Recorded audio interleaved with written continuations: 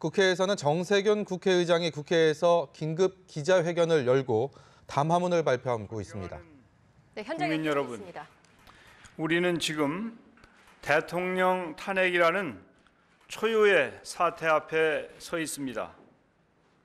국회 탄핵 소추안 의결부터 헌법재판소 선고에 이르기까지 모든 과정이 합법적 절차에 따라 진행되었습니다.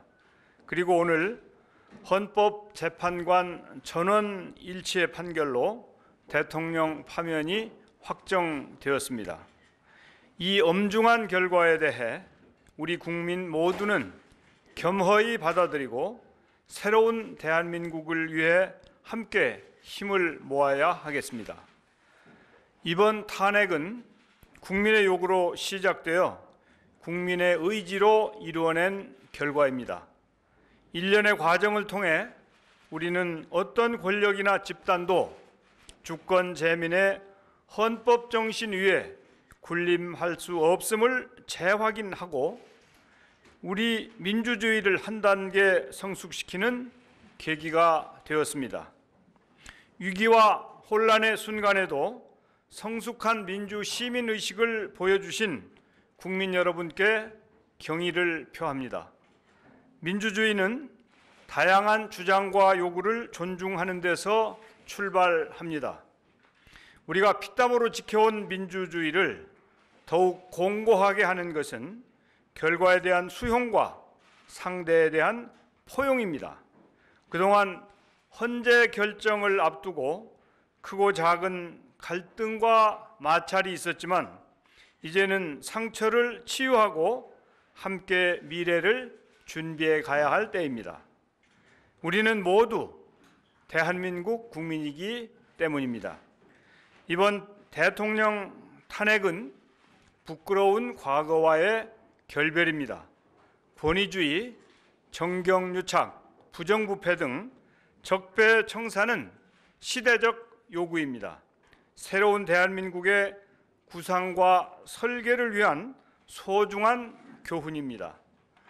이번 일을 계기로 앞으로 우리 사회를 어떻게 변화시키느냐에 따라 우리의 미래가 결정될 것입니다. 우리 모두는 변화의 객체가 아닌 주체가 되어야 합니다. 우선 정치권의 통렬한 자기 반성이 선행되어야 하겠습니다. 이번 탄핵 사태는 대통령 개인과 측근의 문제를 넘어 한국 정치가 안고 있는 여러 복합적인 문제의 결과물이기도 합니다.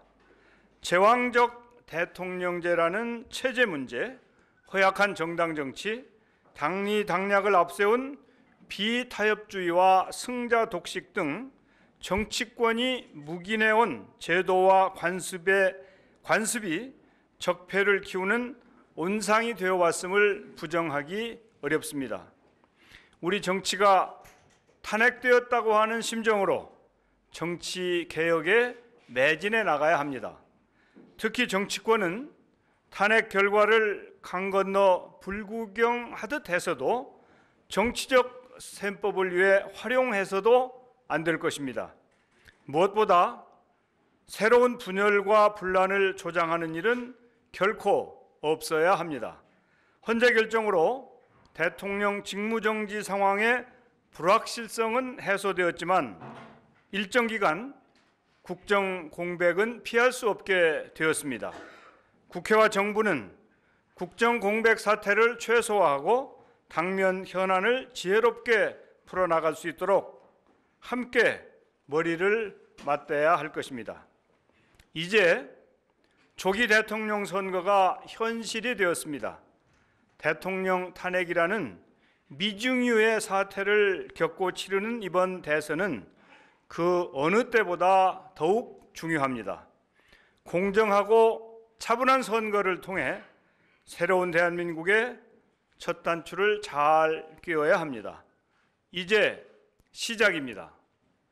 존경하는 국민 여러분, 지금 대한민국은 경제, 외교, 안보 등 여러 분야에서 엄중한 도전에 직면해 있습니다. 어느 때보다 국민의 지혜와 하나된 힘이 요구되는 시점입니다. 역사는 우리가 분열되었을 때 국난을 겪었고 우리가 단합하였을 때 국난을 극복할 수 있었음을 상기해주고 있습니다. 작은 차이와 이견을 극복하고 소통과 합의를 통해 새 시대를 열어가야 합니다. 새로운 대한민국을 만들어가는 길에 국회가 국민 여러분과 함께 하겠습니다. 대한민국의 위대한 힘을 다시 한번 보여줍시다. 감사합니다. 이어서 질의응답 시간을 갖겠습니다. 소속 네, 언론사와 정세균 상임위 국회의장의 대국민 담화문 발표를 국회를 연결해서 들어봤습니다. 정세균 의장은 어떤 권력도 헌법 정신 위에 군림할 수는 없다라고 강조를 하면서 헌법재판소의 오늘 결정에 대해서 존중한다는 뜻을 밝혔습니다. 그리고 정치권이 통렬한 자기 반성을 해야 한다고 얘기를 하면서 정치가 탄핵됐다는 심정으로 정치를 개혁해야 한다라고 강조했습니다. 마지막으로 조기 대선이 현실화된 지금의 상황에서 차분하고 공정한 대선을 치를 수 있도록 모두가 힘을 모아야 한다고 말했습니다.